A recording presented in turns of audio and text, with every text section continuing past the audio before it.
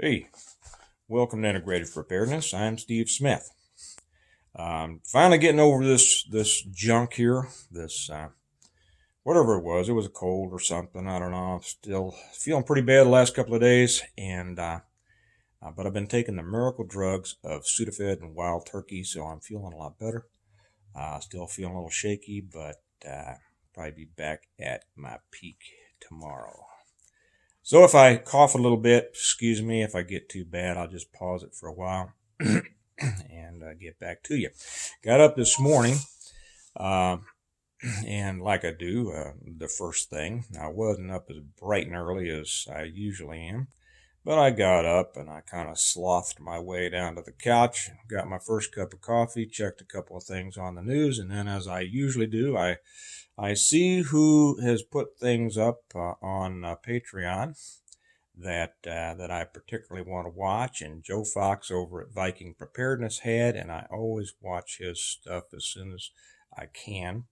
So I did, and he was up. He's I guess he's sick too, and he had awakened at 2:30 in the morning, and it was talking about something with which I agree. I pretty much always agree. As a matter of fact, he said on one of his some time ago that it was about one that I put out that he and I think so much alike it's almost scary, and I have to agree on that. I've never met Joe. Looking forward to it sometime. Um, we've in full honesty here, we've communicated a little bit email like and watch each other's stuff, and I would suggest, let me put in a plug right here. Any of you who do not subscribe to Viking Preparedness on Patreon, you must. If you are at all interested in preparedness, what's going on in the world, excuse me,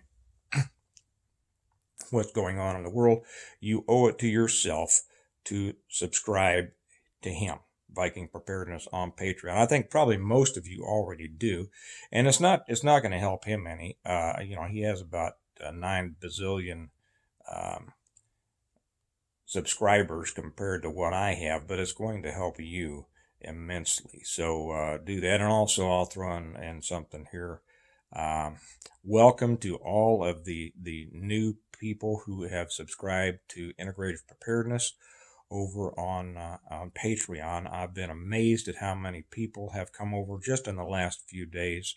I know that changing times bring changing concerns, and that's that's great. So I invite all of the rest of you also, if you are interested, if you are concerned about what's going on right now.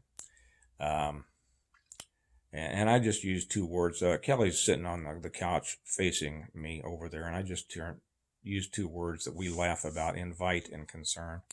It's kind of an inside joke. I said that for her benefit.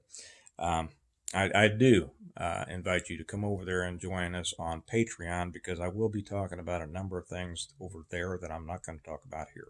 And not just what you get from anything that I might say. The comments over there are exceptional.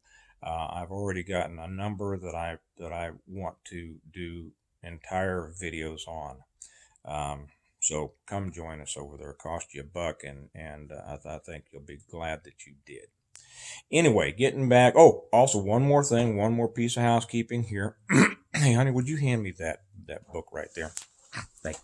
Just got in. For those of you who have ordered the set, the Stonemont set, just got in our shipment of the renewal. That was the third book, I'm sorry, of the Stonemont series. And there have been some who ordered the series, and we were out of the renewal. Michael up there in Canada and some others out there, I had sent the other books and just been waiting on this to be delivered to me. So now it's in, and now it'll be on its way. And for any of you who don't know what I'm talking about, check out my books the links down here. The Stonemont series, I do talk a lot about what happened to our country, and kind of my views on some things we might want to keep in mind. So those will be coming out to you guys. And somebody else asked, I'm sorry to keep going I didn't mean for this introduction to be this long. I'll get to the meat in just a moment. There have been also those who asked about autographed copies. Yes, I have an address, a P.O. box over in the About section here, and you can get an autographed copy of any of the books or the complete set for $15 per book. Just tell me what you want me to write in the front, as long as it's not a lie or dirty. I'll write it in there for you. Excuse me. Coffee, not wild turkey, because it's early in the day. So I think that takes care of it. Anyway, getting back to Joe's video, he talked about what he perceives as the end of the republic. I believe that was kind of what he encapsulated. I hope I'm not seeing it through my own filter here. But he was talking about the fact that he was watching some video of the Proud Boy versus Antifa, and how the Proud Boys, when they were being kept apart by the police, it did not take many cops to keep the Proud Boys from going over and whooping some you-know-what over on the Antifa. Because, as he explained, he's exactly right, those of us on our side of the fence tend to be rule obeyers, right? We're polite. We are nice for the most part until we get past a certain point. We are not against authority if we perceive that authority to be just, and we more and more we're seeing that it's not. But at this point, anyway, the point that he makes is that we on our side will not stand up and fight in time to stop what's coming, to stop this tsunami that's coming in our country. And I agree with that entirely. I suggest that if you, like I said, if you haven't subscribed to him, pay your buck and watch that one when you're done watching mine. And I'll be putting one up over on Patreon a little bit later too about the first steps. Let's talk about what we need to do to fight back. And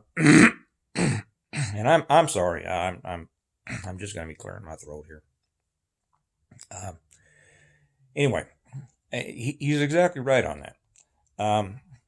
We in America anyway, and for those of you in Canada and Australia and Europe and all that, probably pretty much the same. We were raised according to a certain code of honor and justice, meaning that the good guy never drew first, he never punched first, he never attacked first. You always had to wait for the other guy to throw a punch. You always had to wait for the other guy to draw. Unlike in real life, the good guy always ended up winning. Now, sometimes after taking one heck of a beating, but he always ended up winning. That's the difference between movies and real life. Everything works out just fine when you've got a screenwriter and some stuntmen who will do exactly what you tell them to do. Real life's a little bit different. It's a lot different. We in my circle, there was a saying, hit them back first. And that means once you know that the game is on, you go at it, because it's not necessarily who swings first, but who lands the first punch, and you want that to be you. I had a saying that I told my people, and that is, if somebody is just begging for a butt whipping, don't make them wait. There's no reason to make them wait on this. But we have a tendency, being good folks, being good law-abiding citizens, we think that the great American experiment will keep on living up to the level that we have always hoped that it would be, regardless of the number of times we have seen it fall short of what it should do. We still live in that hope, and it's kind of a naive, childish hope.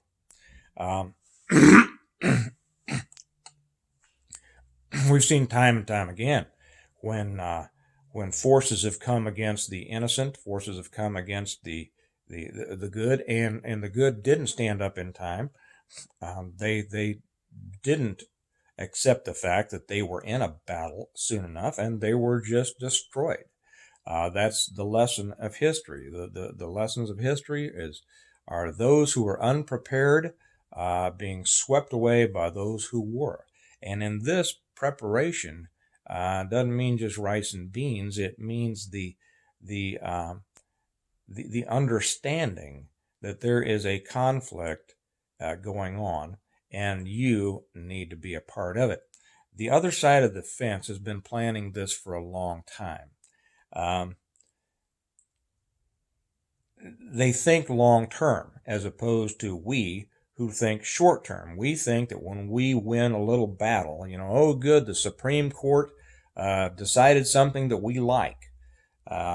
So now everything's okay. We can depend on the Supreme Court. Well, we've seen recently, haven't we, that the Supreme Court is nothing but a bunch of political hacks, just like most of Congress and like most of our elected officials. Remember the old saying that those who get elected are those who will do the things that show that they shouldn't be. Okay, most of the people in politics you wouldn't let in your garage, let alone your home. At least I wouldn't. But I'm sorry. I hope you're sticking with me. There's nothing I can do about this right now. I'm going to pause it for just a second. It didn't pause. Let me see again. Oh, come on, y'all.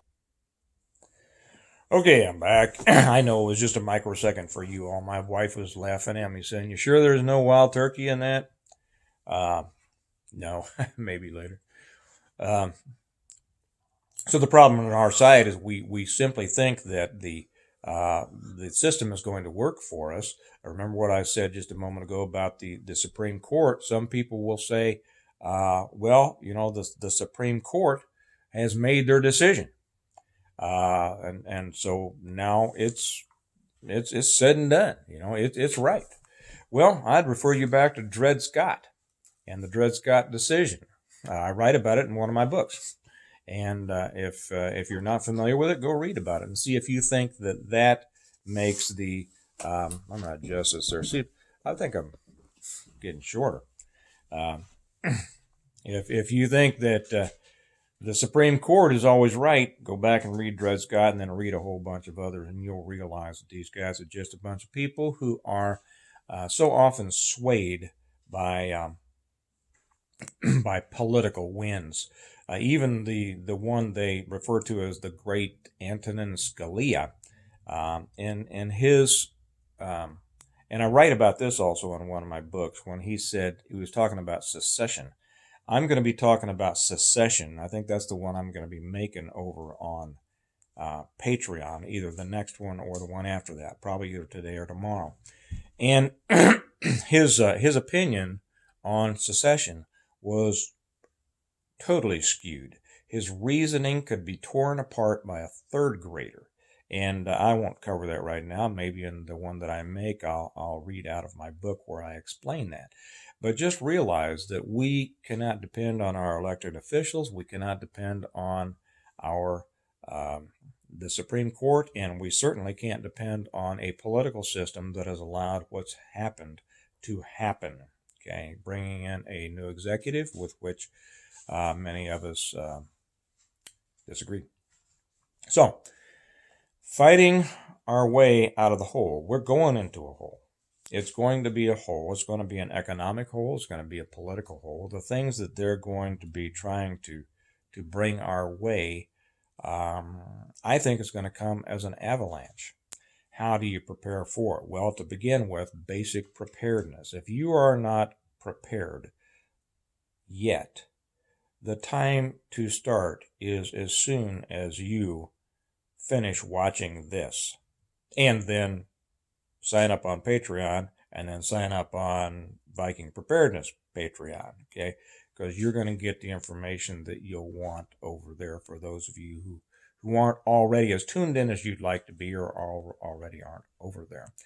First off, basic preparedness. You want to be able to sustain yourself for, people will have all different kinds of ideas about this. The government will say a month, somebody may say 6 months, somebody say a year. I say forever.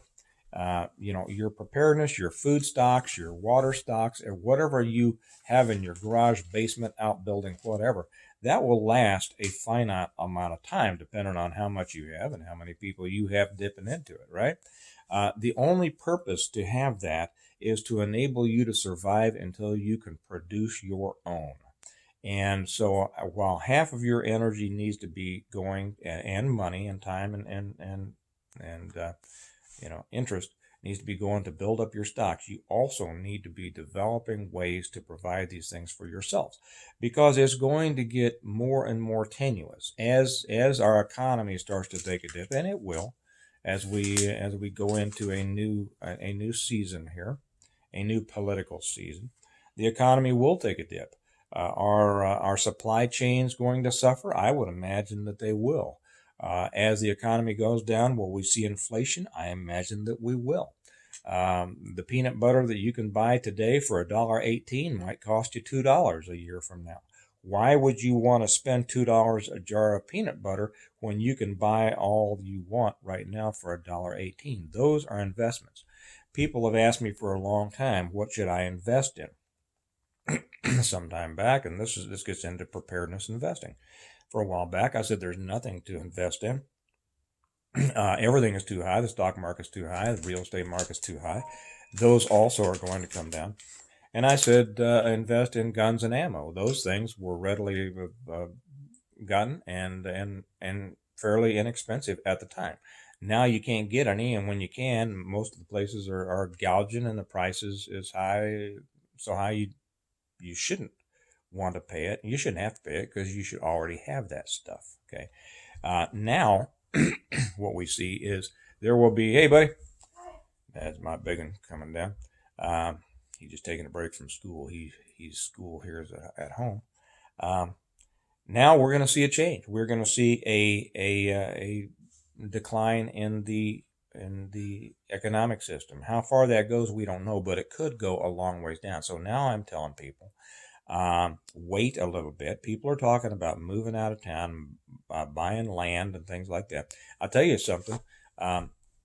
Two people in our acquaintance group have bought farms outside the city, fairly sizable farms. One of them already a developed farm that they could move to immediately and live in very well. They're both also readers of my books. Another one has bought a camper to kind of test the waters and see how life on the road was, and they liked it so much that he bought a bigger one. And they say they're just waiting. If things go south, they're on the road. These are now, not everybody can go out and buy a farm, just because they read my book and decided it's time to get out of the city. But it shows where that mindset is. In a little while, as these economic indicators start going south, you're going to be able to buy stuff a lot cheaper than you will now. Now, that seems like an interesting juxtaposition, and it is that as inflation increases, okay, for your daily goods, for durables and food and gas and things like this, and as the job market, you've seen an increase in jobless claims. As that increases, as these shutdowns increase, more and more people are going to be losing their jobs and their businesses. This has a horrific effect on the economy. That's why so many people are all excited, of course, the non-workers, all excited about this universal basic income. And if you haven't heard about that, I suggest you go look that up and see what they're doing in other places, Canada and Europe, and people talking about it here too. It is simply, one of the latest and greatest and largest and giant steps towards socialism, communism that there is, and that's exactly what they have planned. But as this goes about, as the economy crashes, to whatever extent, it might just, maybe it won't crash. Maybe it'll just kind of slowly go down and down and down and down, so slowly that the average person won't feel compelled to do anything about it. And so they won't, because, okay, a price of bread today is, I don't know what it is, $1.50. And tomorrow it's $1.60, and the next week it's $1.70. Okay, people swallow that all the time. I know it's the boiling frog. But, all of a sudden, If bread was $3 a loaf, then people would pay attention and do something about it. Probably not the way it's going to happen. But as inflation increases and as poverty increases, it's going to have an effect on everything. It's going to have an effect on social cohesion. It's going to have an effect on crime. It's going to have an effect on how dangerous it is when you go to the store. I don't care what kind of area you live in. But it will depress, because of everyone losing their businesses and their jobs, it will depress real estate. And if you have good income coming in, and if you have, no debt, and if you're able to, position yourself well financially, you're going to be able to pick up good real estate here in the next year or so, I think, at a much better price than now. I was just talking about this with some of our group the other night, and my advice was wait a year. Just wait a year. Don't make a move as much as you, and not if you've got the wherewithal and you want to get out of the city right now, I understand completely. I'm just saying that we all make decisions, we all have our strategies, and I'm just saying that a year from now you're going to get a lot better deal. Your basic preparedness, you need to be able to provide yourself with sustenance, with protection, and with shelter. And then you need to apply your time and some money. If you don't have the books to tell you, if you don't have people to teach you on how to provide for your own, raise every bit of food you can to provide for you and your family. You have no idea. I'm not going to get into it on this channel, but some of the stuff that's coming down the road is frightening. Some of the things that are being planned. Now, how long it will take them to implement these things, we don't know. Will they ever be able to fully implement this? We don't know. I know there's this idea of the American people will never allow these things to happen. Americans will stand up. They'll always find a way. Well, maybe the Americans of 50 years ago or 100 years ago or 200 years ago might have. I'm not that certain about the Americans today, because when I look around me, I wouldn't want most of them backing me up. Okay, they just don't have the mental, they don't have the physical strength, number one. They don't have the mental, the emotional, or the moral strength as far as I'm concerned. So the whole point of this is we may, because we won't stand up in time as a people, we'll have to be pushed until we're almost overrun. We're going to find ourselves, too many of us at least, as a society, fighting out of a hole. Now, can it be done? Yes, it can be done. But the only way it can be done is if you are prepared. You ever watch those Rocky movies? I was never much a Rocky fan. I thought they were pretty, they were. My mother loved them. She loves a bloody fight. I don't know where she got that, but she just loved Rocky movies. The Rocky he always gets whooped and whooped and whooped and whooped and whooped. And then all of a sudden, he gets mad. He comes back and bam, bam, bam, the crowd's roaring, and the music's playing and all that stuff, and he wins, right? Well, hey, in real life, that's not always what happens. You don't want to have to take a big whipping before you're ready to come back and fight, because it hurts and it takes away from your ability. Guess what? When you've had your butt halfway whipped, you are just not the person you were at the beginning, right? So however mad you get, you've still sustained some damage. If you stand up now, and I'm going to be talking about more of this on Patreon, like I say. If you stand up now, good. It'll bring you some problems. If you wait until later, if you don't stand up in time, it's going to be much more of a fight. But there is no fighting out of a hole unless you are prepared. Rocky, what prepared him was all of his sit-ups and his punches and his speed bags and his practice and his sparring and all that. And if you are not, and I don't mean you have to be out there sparring right now, but you ought to be getting in the best shape you can. Health-wise also, not just physical-wise, because what's going on in the healthcare world, we don't know what's going to happen. You got to be healthy and be able to take care of yourself to the greatest degree you can. But the preparation that is going to help us fight out of a hole, if it didn't begin years ago with you, it needs to begin now. It needs to begin seriously. So prepare, prepare, prepare.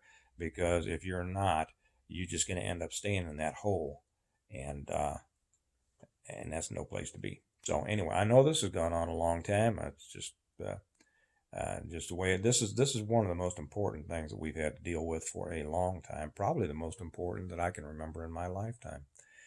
So to bring it to a close, love to have you over there on Patreon. Please come over and join us. We're going to be talking about really the particulars of these things.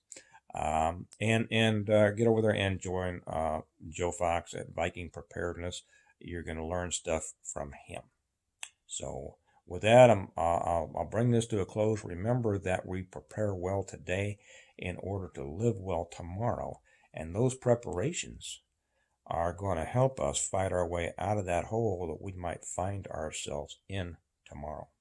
Okay. You all have a great day, and I'll talk to you later. Bye-bye.